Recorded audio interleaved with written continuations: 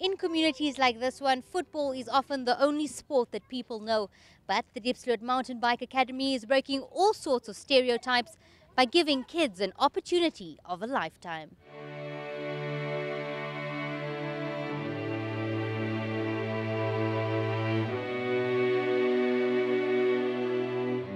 The Diepsloot Mountain Bike Academy houses more than 70 kids, and the program has 2 training sessions a week with a tutoring program to ensure that the cyclists have a well-rounded chance at success. The program started off 3 years ago as a simple Teach Kids to Ride for Transport initiative and has climbed to all sorts of different heights. It develops young kids, young girls and boys to be better people in the world. It's not just about cycling, but it also teaches one how to be self-inspired and disciplined. We're using it to expose them to new things, and I mean that's what you do. At Diepsloot we actually used to certain things, so when you expose them to other things, you can spread your wings and just do what you want to do. Just show there's possibilities out there. I used to be laughed at a lot, but now, funny enough, people are actually coming to me and they're asking, how can I join? How can I ride like you? And there's actually something that we can change and install in their minds, that you can actually do something different from what you're doing now, or what you used to, or what you're exposed to. I think it's different because everybody from townships take football, so cycling, it's like mostly it's for whites, so they chose to be, because they're from Diepsloot, so they chose to be cycling.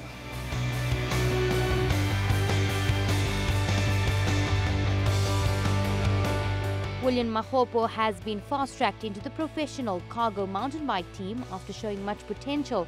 But it's not just these opportunities that are attracting kids. They have found some promise in a home away from home. I live in extension line Diepsloot. I live with my mom, my sister, my brother, and my 2 little sisters. They think I'm doing the right thing because I'm out of silly stuff like stealing, drinking. Just like a happy place. Just like most of them, they're saying this is like a home away from home. So it's very exciting for them, and I mean they love it. Some of them will just stay here even until 3 o'clock, not wanting to go home. And I mean that just shows how much they love this place. And I mean this place is just to get them there, and they're very excited about this. After the pregnancy, I decided to go back to cycling because I had nothing to do.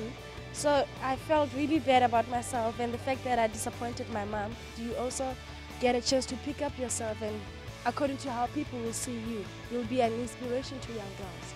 Lebo has since represented South Africa in the All Africa Games as well as the Youth Olympics. Oh, I was so excited. It was the best time of my life. It also made my mom proud of me again, that at least I can do something again to show people that I'm also capable of more in life and reaching more of my goals. Cycling is an expensive sport and the DMA is feeling the pinch, but the riders are making the best of the opportunity and believe hard work will conquer all. I don't care whether it's expensive or anything, whether I'll fall as many times, but that's what life is about. When you fall, you pick up yourself and dust yourself off. Move on. So I decided to come back and actually try and build myself from this academy. I came here, I have one of these bikes, and I actually went to races with them. I mean, for me, it wasn't like, it doesn't matter what you have, but it just depends of how you use what you have to get where you want to go. I actually worked a bit hard and raced with those bicycles, and all of a sudden the academy was like, okay, you look like you can be competitive if you have this kind of equipment. And they bought me a new carbon fiber bike, and the first time I got that bike, I actually ended up in first place in the under 23s, and that just shows the transaction that there's actually a lot of potential. But the thing is, we're just lacking a bit of equipment. I mean, if the kids get proper equipment, I think we could be out there, we could compete, and we could just hit it. We're running out of bikes. We don't have enough bikes for all the kids, and it's quite expensive to maintain them, and the usage is quite high to be riding these bikes 20 to 30 Ks.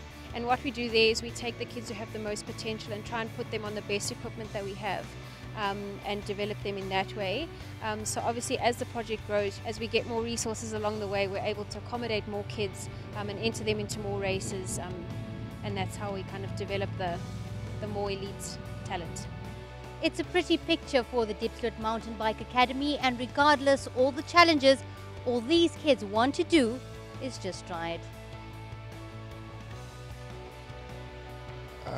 I'm inspired of how they're working hard, how things turn out, how they're giving results.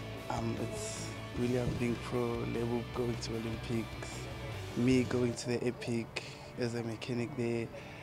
My goals is to be in to work with a professional team, or to have my own bike shop. I actually would like to be a professional cyclist, maybe one day be an Olympic athlete in cycling. I just find cycling awesome, and I don't think I'll stop or anyone will stop me. I want to be a professional just like William. He taught us everything, like we have to respect each other, have self-confidence, and have courage. I want to actually go to the Olympics in 2 years. If I can make the 2 years, I'll still try 2020. Yeah, so that's mainly one of my 2 goals, and the other one I still want to be like a motivational speaker and go around and just motivate kids, just through my story, and just show kids that everything and anything is possible if you just put your mind and heart back to it. In a community plagued by poverty and crime, these kids are riding for a better life to put some positivity back into the township of Diepsloot. Mahreen, Chenia for ANN7 in Diepsloot.